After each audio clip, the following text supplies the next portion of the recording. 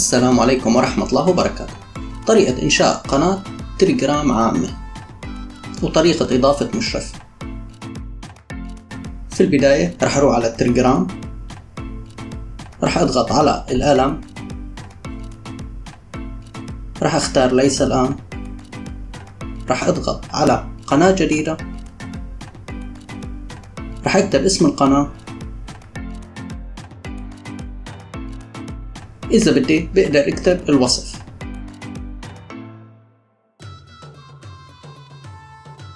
رح أضغط على خيار الصح. طبعا رح أخليها قناة عامة، ما رح أختار قناة خاصة، رح أخليها قناة عامة ورح أختار أكتب لها رابط خاص فيها. ممكن استخدم أحرف، ممكن استخدم أرقام لحتى يصير متاح. رح أضغط على الصح. الآن رح أضيف مشترك أبو نجم، رح أختار، رح أضغط على السهم، وهيك طبعا بكون انضاف على القناة. الآن انشأت القناة وصار في المشتركين. رح أدخل على المشرفون ورح أختار إضافة مشرف، رح أختار أبو نجم ورح أعطيه صلاحيات كاملة.